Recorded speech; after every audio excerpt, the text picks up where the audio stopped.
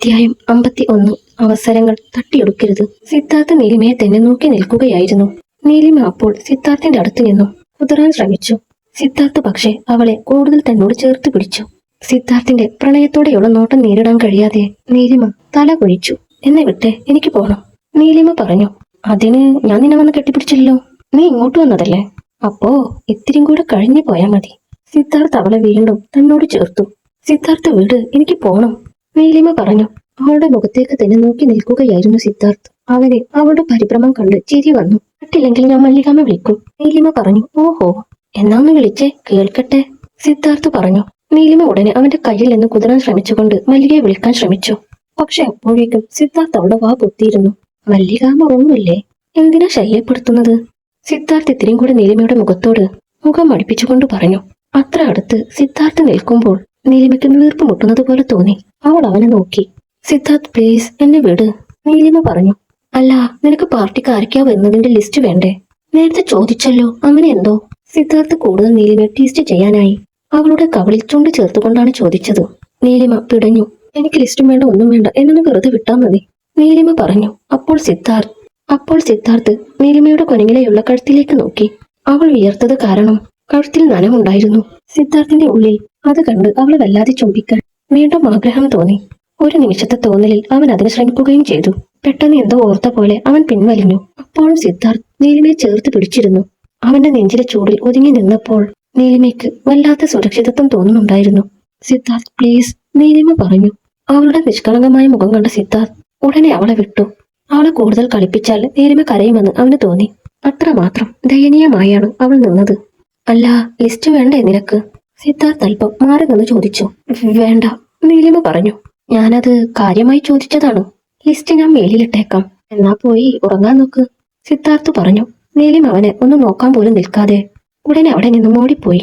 അവൾ പോകുന്നത് നോക്കി സിദ്ധാർത്ഥ പുഞ്ചിരിയോടെ നിന്നു. റൂമിൽ ബെഡിൽ ചെന്ന് കിടന്നിട്ടും നീലിമയ്ക്ക് ഉറങ്ങാൻ സാധിച്ചില്ല. അവളുടെ മനസ്സ് മുഴുവൻ സിദ്ധാർത്ഥ് മാത്രമായിരുന്നു. അവൻ അടുത്തു വരുമ്പോൾ തനിക്കുണ്ടാവുന്ന മാറ്റങ്ങൾ ആലോചിച്ചുകൊണ്ട് അവൾ കിടന്നു. അവളുടെ മുഖത്ത് നേരിയ പുഞ്ചിരി ഉണ്ടായിരുന്നു. സിദ്ധാർത്ഥും അതേ അവസ്ഥയിൽ തന്നെയായിരുന്നു. നീലിമയെ കാണുമ്പോൾ തനിക്ക് എന്താണ് സംഭവിക്കുന്നതെന്ന് വ്യക്തമായി തിരിച്ചറിയാൻ സാധിച്ചില്ല. എന്റെ ദൈവമേ, അവളെ അത്രയടുത്ത് കണ്ടപ്പോൾ കടിച്ച് തിന്നാനാണ് തോന്നിയത്. എന്തെങ്കിലും പരിധി വിട്ടു കാണിച്ചിരുന്നേ ആ പെണ്ണിനെ കൊന്നേനെ. ഇതെന്താ ഇവളോട് മാത്രം എനിക്ക് ഇങ്ങനെയൊക്കെ തോന്നുന്നത്? സിദ്ധാർത്ഥ് സ്വയം ചോദിച്ചു. അവന്റെ മുഖത്തും പുഞ്ചിരി ഉണ്ടായിരുന്നു. പിറ്റേന്ന് രാവിലെ നീലിമ വേഗം ഉറക്കമുണർന്നു. ഓഫീസിൽ അന്ന് ചെയ്തു തീർക്കാൻ കുറച്ചധികം ജോലികളുണ്ട്. അവൾ ഒന്ന് കുളിച്ച് താഴേക്ക് ചെന്നു. അപ്പോൾ പെട്ടെന്ന് അവളുടെ ഫോണിലേക്ക് പരിചയമില്ലാത്ത നമ്പറിൽ നിന്ന് കോൾ വന്നു. നീലിമ ഫോൺ എടുത്തു. ഹലോ ഹലോ, നീലിമയല്ലേ? ഞാൻ ഫെയർ കോസ്മെറ്റിക്കിൽ നിന്ന് ദീപയാണ് സംസാരിക്കുന്നത്. അപ്പുറത്ത് നിന്നയാൾ പരിചയപ്പെടുത്തി. നീലിമ അത് കേട്ട് ഉത്സാഹത്തോടെ ചോദിച്ചു. ഓ ഓക്കെ, എന്തായിരുന്നു കാര്യം? ഓ മേഡം, നിങ്ങളുടെ കമ്പനിയിലെ സൂര്യ എന്ന മോഡലിന്റെ ഡേറ്റ് ഒന്ന് വേണമായിരുന്നു. ഞങ്ങളൊരു ആഡ് ചെയ്യുന്ന കാര്യം അറിയാമല്ലോ. ഡയറക്ടർ വിനീത മാം ആണ് സൂര്യ സജസ്റ്റ് ചെയ്തത്. ദീപ പറഞ്ഞു. നീലിമയ്ക്ക് അത് കേട്ട് തുള്ളിച്ചാടാൻ തോന്നി. പക്ഷേ അത്രയും ഉത്സാഹം അവരോട് കാണിച്ചാൽ അവർ കാര്യമായ വില സൂര്യക്ക് കൊടുത്തില്ലെങ്കിലോ എന്ന് ഭയന്ന് അവൾ ഉടനെ പറഞ്ഞു. സൂര്യക്ക് ഓൾറെഡി ഒരുപാട് പ്രോഗ്രാം പെൻഡിങ്ങിലുണ്ട്. എന്നാലും സാരമില്ല, ഡേറ്റ് സെറ്റ് ചെയ്യാം. നീലിമ പറഞ്ഞത് കേട്ട് ദീപ ഉത്സാഹത്തോടെ പറഞ്ഞു. ശരി മാഡം, ബാക്കി ഡീറ്റെയിൽസ് വഴിയെ പറയാം. ദീപ ഫോൺ കട്ട് ചെയ്തു. മോഡലിനെ കിട്ടിയതുകൊണ്ട് തന്റെ തലവേദന ഒഴിഞ്ഞതിന്റെ ആശ്വാസത്തിലായിരുന്നു ദീപ. നീലിമയ്ക്ക് കേട്ടതൊന്നും വിശ്വസിക്കാൻ കഴിഞ്ഞില്ല. ഫെയർ കോസ്മെറ്റിക് സൂര്യയെ ശ്രദ്ധിക്കില്ലെന്നായിരുന്നു അതുവരെ അവളുടെ വിചാരം. പക്ഷേ താൻ പ്ലാൻ ചെയ്ത പോലെ എല്ലാം സുഗമമായി നടക്കുന്നുണ്ട് എന്ന് ഓർത്തപ്പോൾ നീലിമയ്ക്ക് സ്വയം ഒരു മതിപ്പ് തോന്നി. അവൾ ഉടനെ ഭക്ഷണം കഴിക്കാൻ ചെന്നിരുന്നു. മല്ലിക അശ്വിന് ഒരുക്കുന്ന തിരക്കിലായിരുന്നു. നീലിമയുടെ കണ്ണുകൾ അപ്പോൾ സിദ്ധാർത്ഥിനെ തിരഞ്ഞു. ഇന്നലത്തെ സംഭവങ്ങൾ ഓർത്തപ്പോൾ അവൾക്ക് നാണം തോന്നുന്നുണ്ടായിരുന്നു. അങ്ങേര് നേരത്തെ ഓഫീസിലേക്ക് പോയത് നന്നായി, അല്ലെങ്കിൽ മുന്നിലിരുന്ന് ഒരുക്കിയേനെ ഞാൻ, നീലിമ മനസ്സിൽ ഓർത്തു. സിദ്ധാർത്ഥിന്റെ മുന്നിൽ ചെന്ന് നിൽക്കാൻ അവൾക്ക് വല്ലാത്ത വീർപ്പുമുട്ടൽ പോലെ തോന്നി. അപ്പോൾ അവളുടെ മുഖത്ത് നേരി ഒരു ചിരി തെളിഞ്ഞു. ഭക്ഷണം കഴിച്ചു കഴിഞ്ഞ് നീലിമ അശ്വിനെ അവന്റെ സ്കൂളിൽ കൊണ്ടുവിട്ട ശേഷം ഓഫീസിലേക്ക് പോയി. അവൾ ഓഫീസിൽ എത്തുമ്പോൾ സമയം ഇത്തിരി വൈകിയിരുന്നു. അന്ന് പ്രിയങ്ക ജോലിക്ക് കയറുന്ന ദിവസം കൂടിയാണെന്ന് നീലിമയ്ക്ക് അറിയാമായിരുന്നു. നീലിമ നേരെ ധൃതിയിൽ ക്യാബിനിലേക്ക് നടക്കാൻ തുടങ്ങി. അപ്പോഴാണ് ഓഫീസിൽ എന്തോ തർക്കം നടക്കുന്നത് പോലെ ഭയങ്കര ശബ്ദം അവൾ കേൾക്കുന്നത്. നീലിമ വേഗം തന്റെ ബാഗും ഫയലുമെല്ലാം ക്യാബിനിൽ കൊണ്ടുവച്ച ശേഷം ശബ്ദം കേട്ട ഭാഗത്തേക്ക് ഓടിച്ചെന്നു. അപ്പോഴവിടെ ധ്യാൻ സൂര്യയുടെ ഷർട്ടിന്റെ കോർണറിൽ പിടിച്ചു നിൽക്കുന്നുണ്ടായിരുന്നു. നീലിമ അത് കണ്ട ഉടനെ അവരുടെ അടുത്തേക്ക് പോയി. അവൾ വന്നത് ശ്രദ്ധിക്കാതെ ധ്യാൻ സൂര്യയോട് പറഞ്ഞു. നീ ആരാണെന്നുള്ളത് കൊപ്പേ നിന്റെ വിചാരം? നീ ആ പെണ്ണിന്റെ ഒപ്പം ചേർന്ന് ഓരോ അവസരങ്ങൾ ഒപ്പിക്കുന്നതെല്ലാം ഇതുവരെ ഞാൻ ക്ഷമിച്ചു. പക്ഷെ ഇപ്പൊ ഞാൻ ഒരുപാട് ശ്രമിച്ചു ഓഫറാണ് നീയും അവളും കൂടി എന്റെ കയ്യിൽ നിന്ന് തട്ടിയെടുത്തിരിക്കുന്നത്. ഇത് ഞാൻ ക്ഷമിക്കില്ല. ധ്യാൻ നല്ല ദേഷ്യത്തിലായിരുന്നു. അത് കേട്ട് സൂര്യ അവനെ പിടിച്ചു മാറ്റാൻ ശ്രമിക്കുന്നുണ്ട്. അവരുടെ സംസാരം ശ്രദ്ധിച്ചുകൊണ്ട് നീലിമ അവിടെ ഒരു നിമിഷം നിന്നു. ഫയർ കോസ്മെറ്റിക്സിൽ സൂര്യ സെലക്ടായ കാര്യമാണ് ധ്യാനിന്റെ പെട്ടെന്നുള്ള ദേഷ്യത്തിന് കാരണമെന്ന് നീലിമയ്ക്ക് മനസ്സിലായി. ധ്യാൻ തുടർന്നു, ഞാൻ എത്ര നാളായി ശ്രമിക്കുന്നതെന്ന് അറിയാമോ? അതുപോലൊരു ആഡിൽ മോഡലാവാൻ. അതിനുവേണ്ടി മാത്രം ഞാൻ ബോഡിയും സെറ്റാക്കി. എന്നിട്ടിപ്പോ ഒരു തേങ്ങയില്ലാത്ത നിനക്കാണ് ഞാൻ ആഗ്രഹിക്കുന്ന അവസരമൊക്കെ കിട്ടുന്നത്. അതെങ്ങനെയാ? ധ്യാൻ കലിയോട് ചോദിച്ചു. അപ്പോഴും അവന്റെ കൈ സൂര്യയുടെ ഷോൾഡറിൽ തന്നെയായിരുന്നു. അവൻ അതിരെ വിടും മുമ്പേ ഇടപെടാൻ തയ്യാറായി. നീലിമ അങ്ങനെ തന്നെ നിന്നു. സൂര്യ തിരിച്ച് ഒരക്ഷരം പറയുന്നില്ലെന്ന് കണ്ടപ്പോൾ നീലിമയ്ക്ക് ദേഷ്യം വന്നു. അവൾ തൽക്കാലം പ്രതികരിച്ചില്ല. പറയുടെ പുല്ലേ, നിനക്ക് മാത്രം ഇങ്ങനെ അവസരങ്ങൾ കിട്ടുന്നത് എങ്ങനെയാ? ധ്യാൻ ചോദിച്ചു. സൂര്യ മിണ്ടിയില്ല. ആദ്യം നീ നീലിമയുടെ കൂടെ ചേർന്നതാണ് തെറ്റ്. അവളെപ്പോലെ ഒരു കേട് കൂടെയുള്ളത് കൊണ്ടാണ് നിനക്ക് ഈ അവസരങ്ങളൊക്കെ കിട്ടുന്നേ. അവൾക്കാണെങ്കിൽ ആണുങ്ങളെ ചിരിച്ച് മയക്കാനും അറിയാം. ധ്യാൻ പറഞ്ഞു. അത് കേട്ട് നീലിമയുടെ മുഖം കോപം കൊണ്ട് തുടുത്തു. ഇവരുടെ വഴക്കെല്ലാം കണ്ടുകൊണ്ട് നിൽക്കുകയായിരുന്നു ന്യൂ ജോയിനി പ്രിയങ്ക. ധ്യാൻ സൂക്ഷിച്ച് സംസാരിക്കണം, നീലിമ ഉടനെ പറഞ്ഞു. അവളെ പ്രതീക്ഷിക്കാതെ കണ്ടപ്പോൾ ധ്യാൻ സൂര്യയുടെ കോളറിലെ പിടിവിട്ടു. നീ എന്താ പറഞ്ഞേ? ഞാൻ ആണുങ്ങളെ ചിരിച്ചു മയക്കിയാണ് ഇവൻ അവസരങ്ങൾ ഒപ്പിക്കുന്നതെന്നോ? നീലിമ ചോദിച്ചു. ധ്യാൻ മറുപടി പറയാതെ സൂര്യയെ നോക്കി അവരോടെന്ന പോലെ പറഞ്ഞു. അല്ലെങ്കിൽ അവസരങ്ങൾ കിട്ടാൻ ഇവൻ ആരുടെയെങ്കിലും കൂടെ കഴിയുന്നുണ്ടാകും. ബാക്കി ഞാനൊന്നും പറയുന്നില്ല. ധ്യാൻ പുച്ഛത്തോടെ പറഞ്ഞു നിർത്തി. സൂര്യയുടെ മുഖത്തും അത് കേട്ട് ദേഷ്യം തെളിഞ്ഞു. മിസ്റ്റർ ധ്യാൻ, എല്ലാവർക്കും നിന്റെ സ്വഭാവമാണെന്ന് വിചാരിക്കരുത്. നീ അതേപോലെ എല്ലാവരുടെയും കൂടെ കഴിഞ്ഞിട്ട് അവസരങ്ങൾ ഒപ്പിക്കുന്നുണ്ടാവും. അതാ നിന്റെ ചിന്ത പോലും അങ്ങനെ പോകുന്നത്. സൂര്യ അവന്റെ കഴിവുകൊണ്ടാണ് ഉയർന്നു വരുന്നത്, അല്ലാതെ നിന്നെപ്പോലെ. ഛേ! നീലിമ അത്രയും പറഞ്ഞിട്ട് മുഖം അറപ്പോടെ തിരിച്ചു കളഞ്ഞു. ധ്യാനിന്റെ മുഖം അടി കിട്ടിയതുപോലെ അവൻ പകച്ചു. എന്തേ, സത്യം കേട്ടപ്പോ പകച്ചു പോയോ നീ? സൂര്യക്ക് ആരുടെ കൂടെ കഴിയേണ്ട ഗതികേട് വന്നിട്ടില്ല. ഞാനുള്ളപ്പോൾ അവൻ അങ്ങനെ ഒരു ഗതി വരാൻ ഞാൻ സമ്മതിക്കുകയുമില്ല, നീലിമ പറഞ്ഞു. ധ്യാൻ മറുപടി പറയാതെ അവളെ നോക്കി. അവന്റെ മുഖം ആകെ വാടിയിരുന്നു. തനിക്ക് കിട്ടേണ്ട അവസരം സൂര്യ തട്ടിയെടുത്തതിനേക്കാളും വേദന ആളുകൾക്ക് മുന്നിൽ അപമാനിക്കപ്പെട്ടപ്പോൾ അവന് തോന്നി. നീ ആരാണെന്നാടി നിന്റെ വിചാരം? ഇവനും നീയും തമ്മിൽ എന്താണെന്ന് ഇവിടെ എല്ലാവർക്കും അറിയാം. കൂടുതൽ നെകളിക്കണ്ട, ധ്യാൻ നിയന്ത്രണം വിട്ടു പറഞ്ഞു. ധ്യാൻ, ഇത്രയും നേരം സംസാരിച്ച ഒറ്റ കാരണം കൊണ്ട് നിന്നെ ഇപ്പൊ ഇവിടുന്ന് പറഞ്ഞു വിടാൻ എന്നെ കൊണ്ട് കഴിയും. പക്ഷെ ഞാനത് ചെയ്യുന്നില്ല. നീ ഇവിടെ തന്നെ വേണം. സാമലക്സിന്റെ ഇഷ്ടങ്ങളൊക്കെ നോക്കി നടത്തി ജീവിതം തീർന്നു നിൽക്കുമ്പോ സൂര്യ ഉയർന്നു വരുന്നത് നീ കാണണം. അതിന് നീ ഇവിടെ തന്നെ വേണം, നീലിമ പറഞ്ഞു. പിന്നെ ഇവന് ഞാനുമായി എന്ത് ബന്ധമാണെന്ന് ഞങ്ങൾക്കറിയാം. ഇവിടെ ഉള്ളവർക്കും അറിയാം. നീ വായത്തോന്നൊന്ന് പറയാൻ നിൽക്കണ്ട.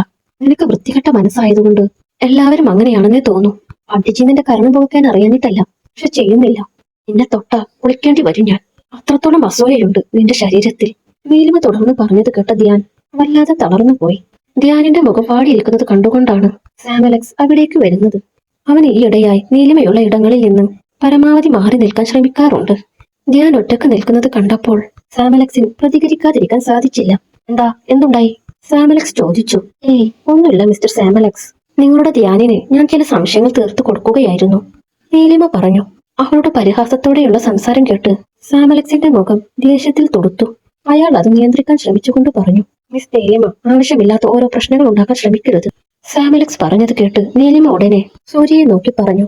എന്റെ ടീമിൽ സൂര്യയുടെ ദേഹത്ത് കൈവച്ചതുകൊണ്ടാണ് ഞാൻ ഇവനോട് സംസാരിക്കേണ്ടി വന്നത്, അല്ലാതെ അങ്ങോട്ട് കയറി ചെന്ന് പറയാൻ വന്നിട്ടില്ല. സംശയമുണ്ടെങ്കിൽ ആരോട് വേണമെങ്കിലും ചോദിച്ചു നോക്കാം, നീലിമ പറഞ്ഞു. അപ്പോൾ സാമലക്സ് ധ്യാനിനെ നോക്കി. സോറി സർ, എനിക്ക് വല്ലാതെ വിഷമം തോന്നി. ഫെയർ കോസ്മെറ്റിക് ഓൾമോസ്റ്റ് എന്നെ സെലക്ട് ചെയ്തിരുന്നല്ലോ. അത് ഇവൻ എന്ത് മാജിക് ചെയ്താണ് തട്ടിയെടുത്തെന്ന് അറിയാൻ ധ്യാൻ വാക്കുകൾ കിട്ടാതെ പതറി. അവൻ ആകെ തകർന്നു നിൽക്കുകയാണെന്ന് സാമലക്സിന് തോന്നി. അവൻ ഉടനെ നീലിമയെ നോക്കി. നീലിമ, അവൻ ദേഷ്യപ്പെട്ടതിൽ കാര്യമുണ്ട്. ഞാൻ ഏതാണ്ട് ആ ഓഫർ അവന് വേണ്ടി സെറ്റ് ചെയ്തതാണ്. അത് നിങ്ങൾ നിങ്ങളുടെ ടീമിലേക്ക് കൊണ്ടുപോകുന്നത് മര്യാദയല്ല, സാമലക്സ് പറഞ്ഞു. സാം, ഞാനായി ഇവന്റെ അവസരം തട്ടിയെടുത്തിട്ടില്ല. അവരായി വന്ന് സൂര്യയുടെ ഡേറ്റ് ചോദിക്കുകയായിരുന്നു. അതിന് ഇവൻ എന്ത് തെറ്റ് ചെയ്തു? കഴിവുള്ളവർക്ക് അവസരം വരും. കഴിവില്ലാത്തവർ ഇതുപോലെ ആരെയെങ്കിലും സ്വാധീനിച്ച് പിടിച്ചു നിൽക്കാനും ശ്രമിക്കും, നീലിമ വീണ്ടും പറഞ്ഞു. ഞാൻ അപമാനിക്കപ്പെട്ടതുപോലെ സാമലക്സിന്റെ നേർക്ക് നോക്കി. അയാൾക്ക് നീലിമയെ തല്ലാനുള്ള ദേഷ്യമുണ്ടായിരുന്നു. നീലിമ, സൂക്ഷിച്ച് സംസാരിക്കണം, സാമലക്സ് പറഞ്ഞു. ഷേടാ, അവനെ പറഞ്ഞ സാമിനാണ് പൊള്ളുന്നേ. കൊള്ളാലോ, നിങ്ങൾ തമ്മിൽ അത്രത്തോളം ആത്മബന്ധം ഉണ്ടാവുമല്ലേ, നീലിമ പരിഹാസം പോലെ പറഞ്ഞു. ഓഫീസിൽ മിക്കവർക്കും സാമും ധ്യാനും തമ്മിലുള്ള ബന്ധം അറിയാവുന്നതാണ്. പക്ഷെ പരസ്യമായി നീലിമ പറഞ്ഞത് കേട്ടപ്പോൾ സാമലക്സ് വല്ലാതെ അസ്വസ്ഥനായി. നീ എന്താ ഇതൊക്കെ കൊണ്ട് ഉദ്ദേശിക്കുന്നത്? നീ ഇവിടുത്തെ വെറുമൊരു സ്റ്റാഫ് മാത്രമാണ്, അല്ലാതെ MD ഒന്നുമല്ല. ഓർമ്മ വേണം അത്. സാം അലക്സ് പറഞ്ഞു. നീയും ഇവിടുത്തെ വെറും ഒരു സ്റ്റാഫാണ്, മറക്കണ്ട. നീലിമ നീ എന്ന് വിളിച്ച് സംസാരിച്ചത് കേട്ട് സാം അലക്സ് കലിയോടെ മുന്നോട്ട് വന്നു.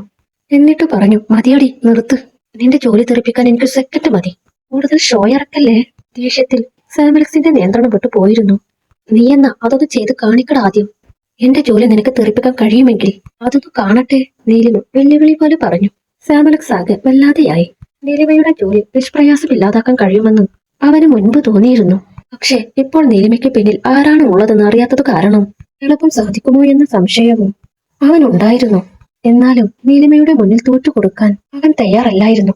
നീ ഇനി അധികമൊന്നും ഇവിടെ കാണില്ല നീലിമ, സാം അലക്സാ പറയുന്നത്. സാം അലക്സ് നീലിമയെ നോക്കി പറഞ്ഞു.